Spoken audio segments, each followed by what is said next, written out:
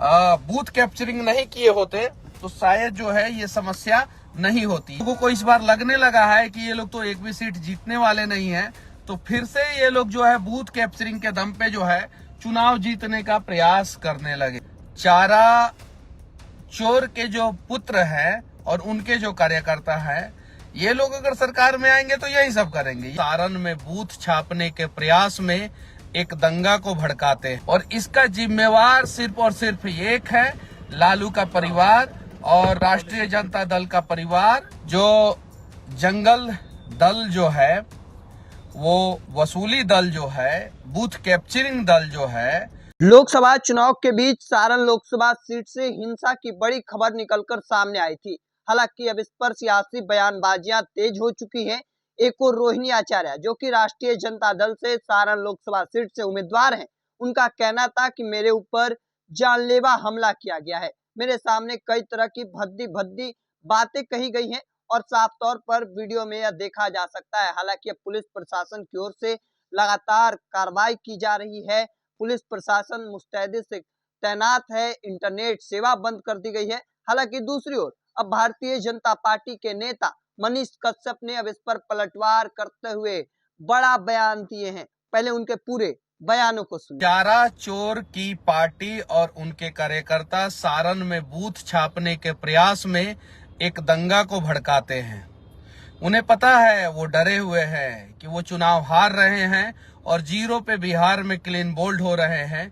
इसलिए सारण में आज जो दंगा, कल जो दंगा हुआ था चुनाव के दौरान, उसका असर जो है आज ये है कि सारण में चारों तरफ से इंटरनेट बंद कर दिया गया है और सारे के सारे लोग परेशान हैं। तो ये जो जंगल दल जो है, वो वसूली दल जो है, बूथ कैप्चरिंग दल जो है और चारा चोर के जो पुत्र हैं और उनके जो कार्यकर्ता हैं, ये लोग अगर सरकार में आएंगे तो यही सब करेंगे। ये लोग तो आने से पहले जो है वो दंगा भड़काते हैं। सारण जैसे शांत जगह में जो है वो जहर घोलने का प्रयास करते हैं, वहां के लोगों को परेशान करते हैं। तो ये कहीं नहीं तो कहीं गलत है और प्रशासन से मैं विनती करना चाहता हूं कि ऐसे ऐसे लोगों पे कड़ा से कड़ा कार्रवाई करे। जिन लोगों के वजह से, जिन लोगों की गलतियों के वजह से जो है सारण में दंगा हुआ और फिर उसके बाद से गोली चली, उसके बाद से कुछ लोगों की मौत हुई, और इसका जिम्मेवार सिर्फ और सिर्फ एक है, लालू का परिवार और राष्ट्रीय जनता दल का परिवार, राष्ट्रीय जनता दल के कार्यकर्ता। सिर्फ अगर वहां पे जो है ये लोग जो है दंगा नहीं भड़काए होते तो शायद जो है ये समस्या नहीं होती और बूथ कैप्चरिंग नहीं किए होते तो शायद जो है ये समस्या नहीं होती। ये लोग जो है बूथ कैप्चरिंग करने का प्रयास किए और भारतीय जनता पार्टी के जो कार्यकर्ता है वो चाहते थे कि बूथ कैप्चरिंग ना हो। एक वीडियो भी वायरल हो रहा है जिसमें एक व्यक्ति जो है लगातार कह रहा है कि बूथ कैप्चरिंग नहीं होगा, बूथ कैप्चरिंग नहीं होगा, बूथ कैप्चरिंग नहीं होगा, और ये लोग जो है बूथ कैप्चरिंग करने का प्रयास कर रहे हैं।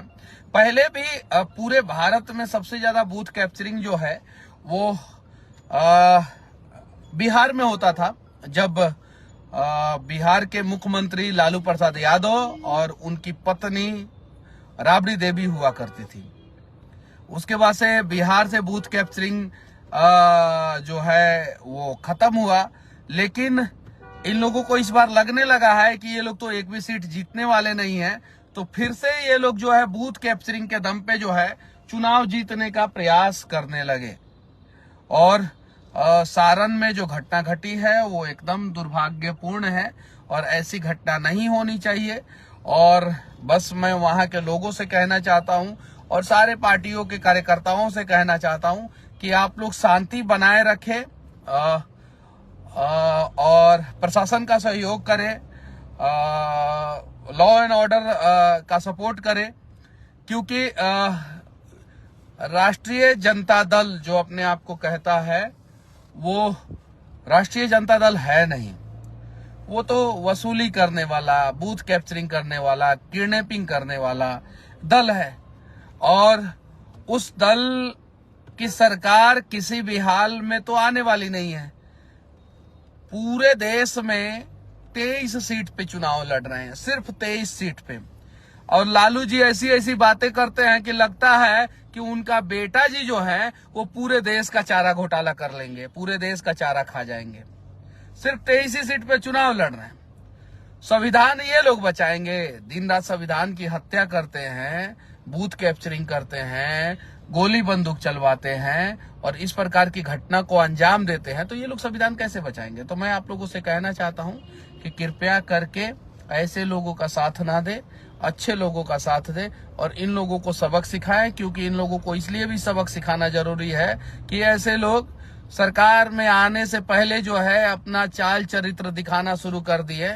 और इन लोगों का चरित्र तो यही है कि इनकी जब भी सरकार बनती है बिहार में जो है वो सूरज ढलने से पहले लोग जो है अपने घरों में जाना शुरू कर देते हैं।